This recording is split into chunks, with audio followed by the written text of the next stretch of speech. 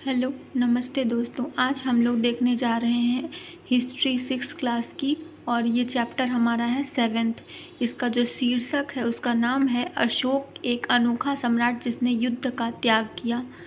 तो इस चैप्टर में हम लोग देखेंगे कि कैसे एक महान राजा या कह लें कि सम्राट, तो उसने ऐसी क्या आन पड़ी कि उसने जो है एक जो राजाओं का कार्य होता है युद्ध करना और अपना जो टेरिटरी का विस्तार करना होता है, साम्राज्य का विस्तार करना होता है, उसको त्याग दिया। और उसके क्या कारण रहे होंगे कि जब एक बहुत अधिक शक्तिशाली सम्राट ने युद्ध को त्याग दिया तो उसके लिए उसके पीछे की उसकी क्या मनःस्थिति रही होगी।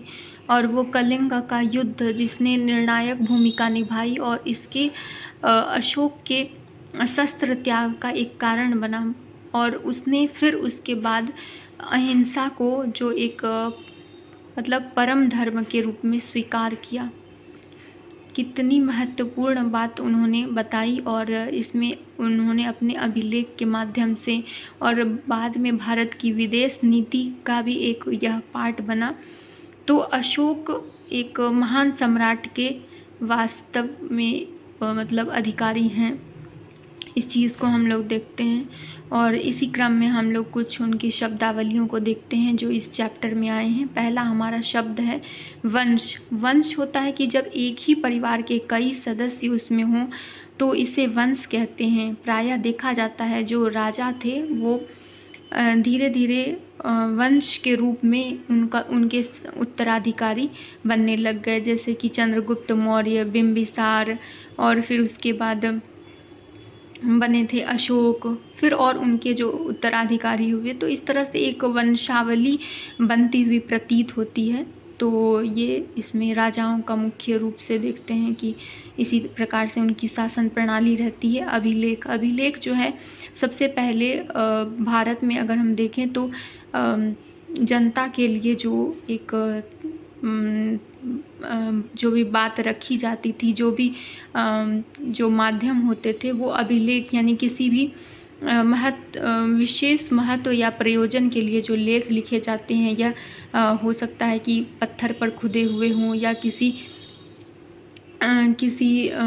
भी रूप में जिस तरह से उनको उनके लोगों को या उनके आने वाली पीढ़ियों को बताया जाता था, तो उस चीज़ को उन्होंने अभिलेख के माध्यम से व्यक्त किया। अगला है हमारा राज्य और साम्राज्य। यहाँ दो टर्म है, राज्य और साम्राज्य। राज्य जो होता है एक छोटे अर्थ में प्रयुक्त होता है, वहीं साम्राज्य जो होता है बड़े अर्थ के लिए प्रयुक्त होता है। राज्य में कहें अगर हम तो स्वायत्तता तो होती है, लेकिन जो संप्रभुता होती है वो साम्राज्य की होती है। साम्राज्य जो है एक बड़े टर्म को डिनोट करता है, इसके पास संसाधनों की अधिकता होती है। राज्य के संदर्भ में देखें, क्योंकि जो मुख्य साधन होता है राजस्व का वो कर होता है। और साम्राज्य में कहते हैं कि कई राज्यों का जो अगर हम कहें तो वो कई राज्य साम्राज्य के अंतर्गत आते हैं।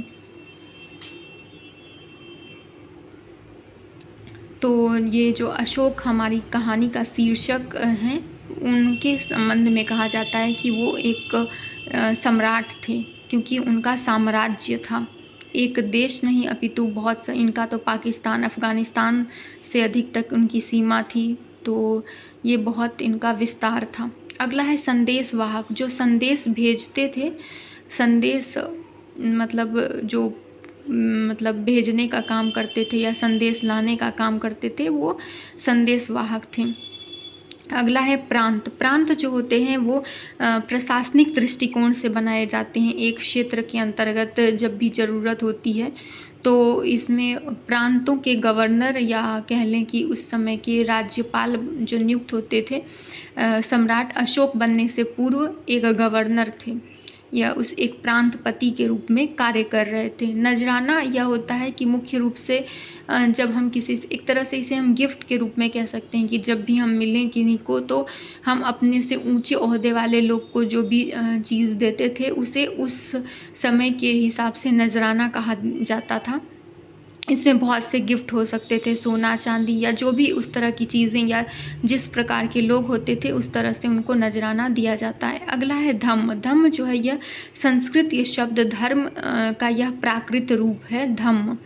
और अगला है हमारा धम्म महामात्र। ये जो धम्म की शिक्षा देने वाले जो भी अधिकारी होते थे अशोक द्वारा जो भी नियुक्त किए गए थे, ये सभी धर्म के बारे में जानकारी देते थे। अगला है कलिंग। कलिंग जो है वो उड़ीसा की प्राचीन नाम के रूप में हम लोग जानते हैं। कलिंग की लड़ाई जो हुई थी और अशोक का हृदय परिवर्तन हुआ था इसी लड़ाई के बाद से। तिथियां, तिथियों में हम लोग एक जो देखते हैं मुख्य रूप से मौर्य साम्राज्य जिससे अशोक के ताल्लुकात थे, इनकी शुरुआत हुई थी 2300 साल पहले। अगला हमारे पास यहाँ पे है कि मौर्य साम्राज्य कहाँ से कहाँ तक विस्तार था। तो इसमें वहाँ पर जो भी अभिलेख प्राप्त हुए हैं उसमें हम लोग देख सकते हैं कांधार, लंपक, शाहबाजगढ़ी, मानशेहरा, तक्षशिला, कलसी, टोपरा, बहापुर, मेरठ, लुम्बिनी, रामपुरवा, लौरिया, अरेरा, पाटलिपुत्र, सारनाथ, रूपनाथ, सांची, उज्जैन, गिरनार, सोपारा, सन्नति, कलिंग, धौली, जौगढ़, मस्की, येरागुडी और ब्रह्मगिरी। तो यहाँ पे जो 2-3 महत्वपूर्ण क्षेत्र थे, पाटलिपुत्र तो उनके शासन का क्षेत्र था। तक्षशिला जो है उनकी एक विस्तारित क्षेत्र के रूप में हम लोग देखते हैं कि यह एक भी महत्वपूर्ण नगर के रूप में था। और अगला नगर था उज्जैन। तो इस तरह से ये चीज़ें हैं हमारी।